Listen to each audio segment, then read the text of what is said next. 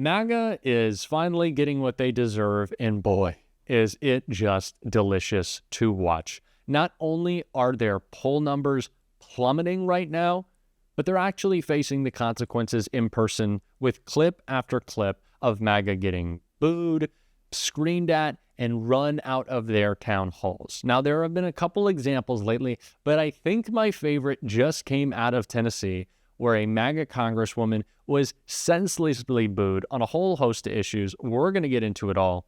She had to do a little scoot out of there. But before we do, if I could quickly ask you to leave a like on this video, and if you haven't already and you enjoy our channel, to hit that subscribe button. It goes a long way, and it really does mean a lot to me. Now, I have a couple of great clips of these MAGA Republicans being humiliated, but before we get into them, Rachel Maddow did such a great job breaking down where the tide is turning in terms of how unpopular these Republicans are, and of course Donald Trump at the top of that.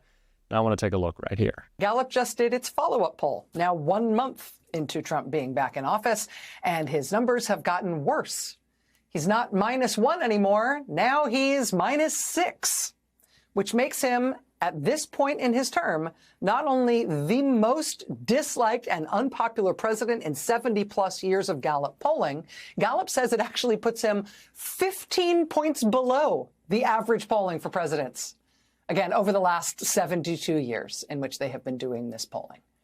At this point in a presidential term, 1 month in, the average is 15 points higher than where Trump is right now. Nobody has ever started off a presidential term this poorly in the eyes of the American people. I mean, all presidents are above water at this point in their presidencies, right out of the gate. Trump's the only one. Trump was underwater with the American public from day one, and since then, he's been sinking like a cinder block in an ocean trench. I did not know to expect that.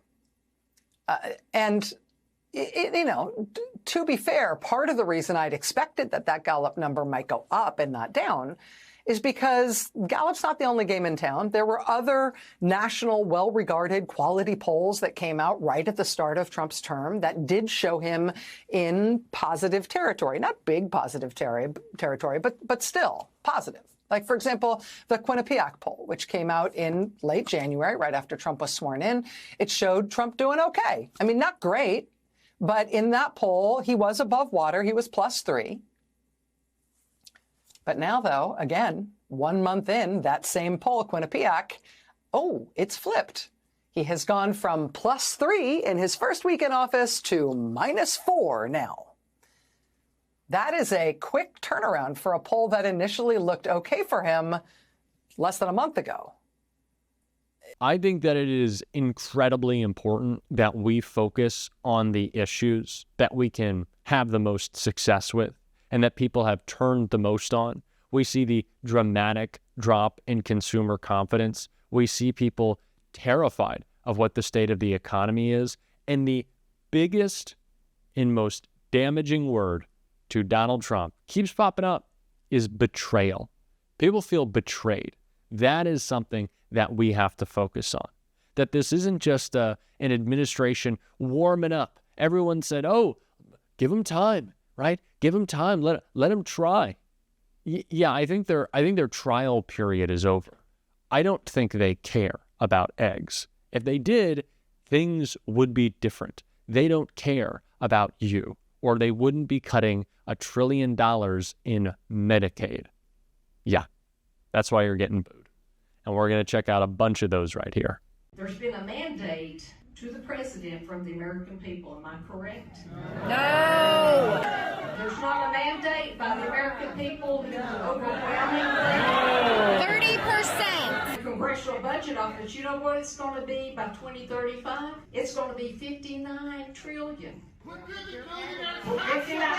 I tell you? Did I tell you? You've got people who pay more taxes. The top 1% of this country pays taxes, more taxes. I wondered how you felt about President Trump pardoning the January 6th rioters.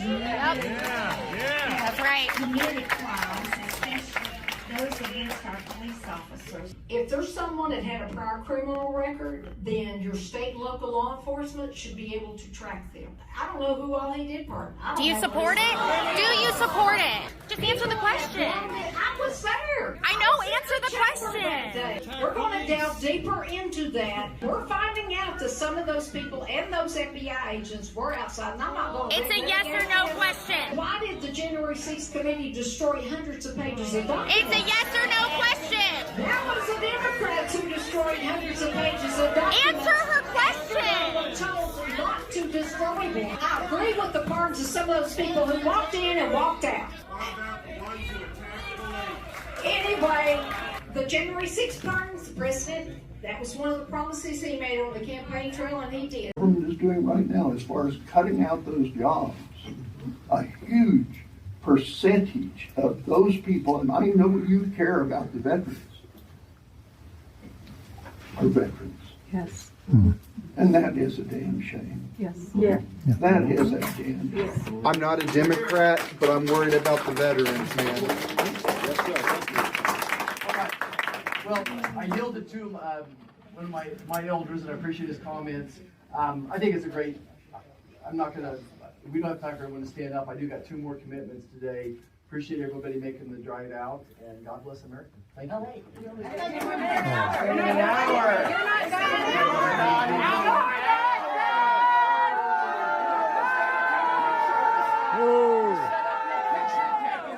gonna take pictures with you, buddy, right?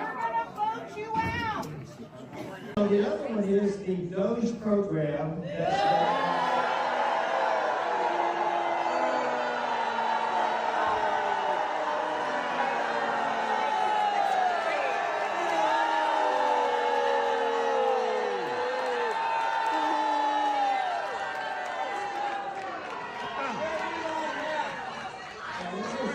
This is very closely akin to what This is very closely akin to what Bill Clinton did between 94.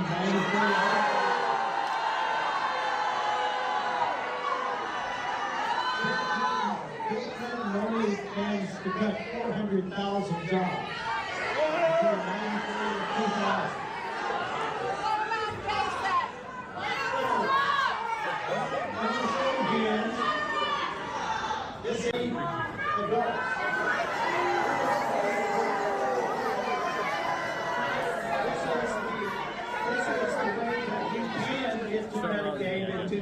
Is it not just so beautiful to watch, so lovely to see, so delicious to enjoy?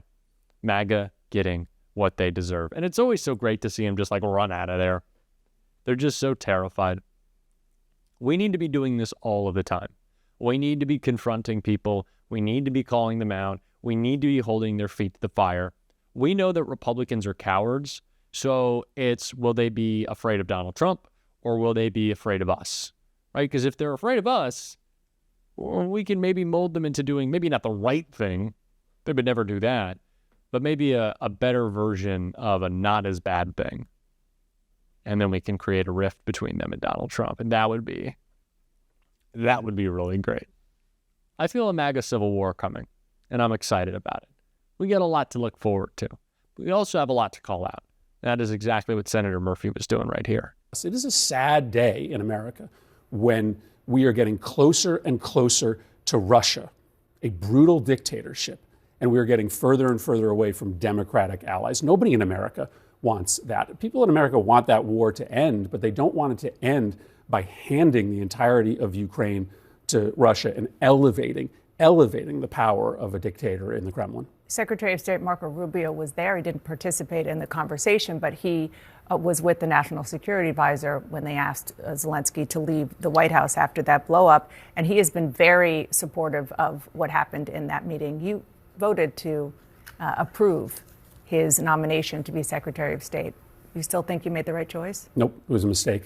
It was a mistake. I think a lot of us thought that Marco Rubio was going to stand up to Donald Trump on an issue like this, that when Donald Trump decided to align America with dictatorships, again, in order to make it easier for him to steal from the American people, to turn America into an illiberal democracy in which, just like Russia, the oligarchs, the economically powerful people in America rule, and the rest of us just feed the powerful. I thought when Donald Trump decided to do that, when Donald Trump would come to him and say, help me move America closer to Russia and to Russian values, Marco Rubio would stand up to him. Marco Rubio has not, and that's been a great disappointment to many of his former colleagues in the Senate. You have been trying to lead your party, lead your colleagues in being aggressive and pushing back, as we've heard a lot this morning, against Donald Trump. You're skipping his joint address to Congress on Tuesday.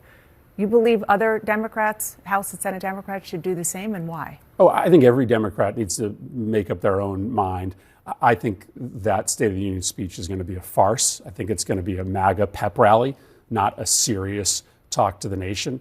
I think Donald Trump is going to spew a series of lies about his alignment with Russia, about what he's trying to do to allow Elon Musk to essentially monetize the American government to enrich Musk and his billionaire crowd. And I'm just not going to be a part of that. Listen, the case I'm making to Democrats is that we have to fight every single day. Every single day. Republicans flood the zone. Democrats have to flood the zone. They flood the zone with lies. We flood the zone with truth. We are going to stop this billionaire takeover of government. We are going to stop their destruction of democracy, which they have to do because what they are attempting to do, gut Medicaid in order to feed another set of tax cuts to Elon Musk and his billionaire friends, it's unpopular. We're going to stop that billionaire takeover, that destruction of our democracy, only by fighting them every single day. A lot of Democrats think maybe you should fight every third day, you should reserve your power and jump out of the bushes at the right moment. I just think that we have to be on the offensive 24/7. Donald Trump continues to embarrass our country every single day. And I have heard a lot of commentary that we shouldn't be chasing down every issue or going after everything he says. But I'm kind of in disagreement with that. No, I'm really in disagreement with that. If we are finally seeing this fire in the belly of not just Democrats, but independents and Republicans who are pissed at the state of things, why not talk about everything? If you feel a way about anything, go for it. If you can speak authentically and unapologetically about how you feel about the Republican assault on our government, go for it. We do not have to be picky and choosy with our issues. When we do so, we come off as inauthentic. We come off as just really poll-tested. No, it is your job to fight back if you are a Democrat in Congress. Do it all the time and always. Go for it. Run wild. I was going to say have fun doing so. Maybe not fun. Enjoy booing them. Like, that's fun. Do that. It's going to work. Call them out. We're certainly going to be on this show. And if you want to support that, as always, you can hit that subscribe button. You can leave a like on this video. And if you stuck around to the end, you can drop a blue heart in the comments. And until next time, I'll see you soon.